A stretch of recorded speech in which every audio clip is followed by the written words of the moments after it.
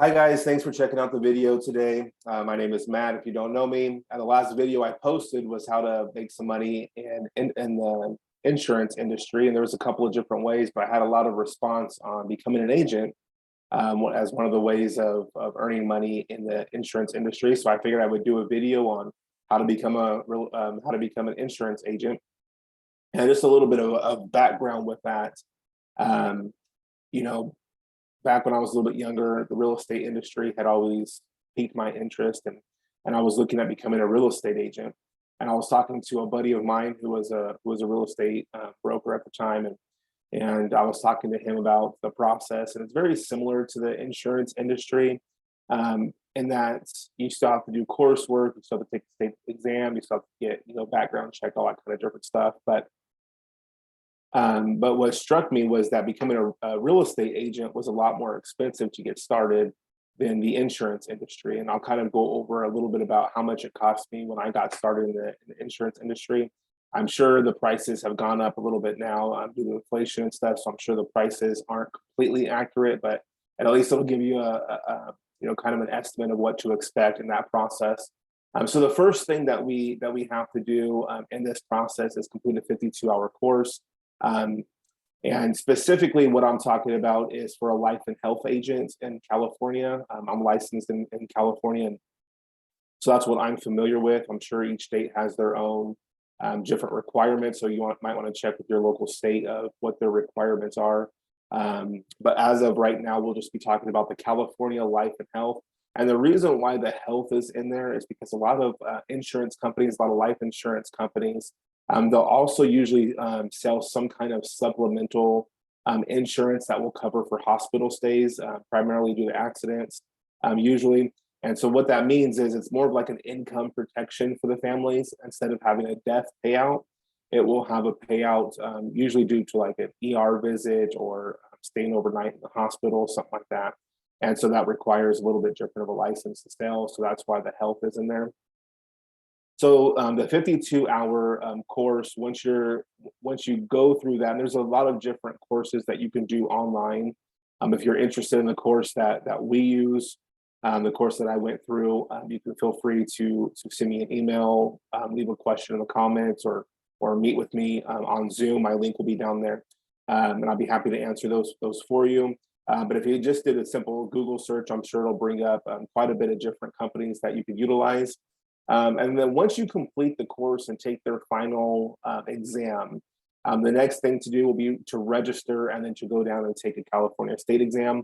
I went down and took mine in person. I think, please don't quote me on this, but during the whole COVID pandemic, I know that a lot of the different test sites were offering a remote test. I'm not exactly 100% sure how that works. I would just, plan on going in to play it safe. The place that I went into, you go into the first room and they kind of take down all your information, and you have to empty out your pockets, go into a separate room, and then you take a test on the computer system there. That will be the California state exam. And then for me, it let me know right then and there if I passed or failed. And then if you fail the first time, don't worry. I know a lot of people fail that first time. Don't give up. Don't take the loss. Keep at it. Go back, study the course a little bit more. Usually, a lot of the courses, the online courses, will let you have the course for about 3 months before you have to pay for an extension on it. So don't give up. If you fail it the first time, don't give up. And then once you pass that state exam, then you're going to go in and get background and fingerprinted. I went to like a UPS store to go in and get fingerprinted for mine. There's a couple of different places. Sometimes the test center will even offer the fingerprint services there, so you can get your fingerprints and background check done there. Check with your local test site. Mine did not, so I went and got fingerprinted elsewhere. But regardless of where you get fingerprinted, they'll give you the paperwork that you'll give to them, and they'll send them for you, and it'll make it simple. So once you get the fingerprinted, then you're going to actually apply for the California insurance license. And when you're applying, make sure you apply for the one that you did your course on. So there's a few different options when you go in to take your course, depending on what your license, what you want it for. I just wanted to do life insurance. But there's accidental insurance. There's a whole bunch of different insurance courses that you can do. So you really got to pay attention when you go in for the coursework and for when you're applying for the license. Make sure you're applying for the same license that you took the coursework on. Otherwise, you're going to get denied because you don't have the hours completed. And the final thing is once you get approved for your California state license, it'll show up on their websites, and then you can start working. You can start looking for a company. There's a few different things that you can do at that point in time. You can become a broker of sorts and work for a couple of different companies. You can work for one specific company. There's a lot of different options that you have once you get your license. And then you can start working, start making money, start making residuals, and a lot of places will even let you work from home. I work primarily remote. So I work from home. I'm able to spend more time with the family. I'm able to do the things that I need to do, and then also still meet with clients and help people and their families. There's a lot of different options once you get that license. Now for me, I kind of wrote down a little bit of a rough draft of what I remember it costing me. So the 52-hour course, when I took that, it was $75. The state test was $88. The license application was about $188, and I believe the fingerprinted, I went to the UPS store, and that was about $45 to get that. So all in all, not too much money to get started, a few $100s, as compared to when I was looking in the real estate, it was looking at upwards of $1,000 is what my buddy told me to get started and get all the necessary memberships and stuff that you need to really get going. The one thing I would caution and for you to watch out for when you're looking for a company is, especially when you're first getting started, that's the important part. Most companies are going to hire you as a 1099 basis, an independent contractor basis. And I'll make a video about that process and how to really get set up being a 1099 independent employee, or working for yourself kind of in that capacity, and how that goes and how that looks.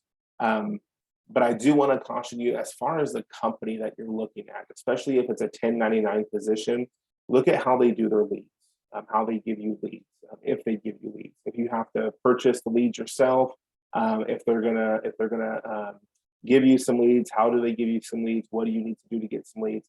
So those are some of in my opinion, that's one of the strongest things to look for in a company. Obviously, despite the different things that's gonna fit your situation, like is it a remote position? How's the work ethic of the employees? How's the morale of the employees that are already there? Stuff like that is pretty common for any workplace that you're looking at. But specifically for this industry, I would look at the leads, because when you're getting started, you're probably not going to have a lot of leads to start out with on your own. Therefore, you're going to need something to rely on, especially if you're a 1099 employee and you don't have a base. You're only going to get paid when you make a sale, when you sign somebody up. So you really need to look at where their leads come from and how are they getting their leads.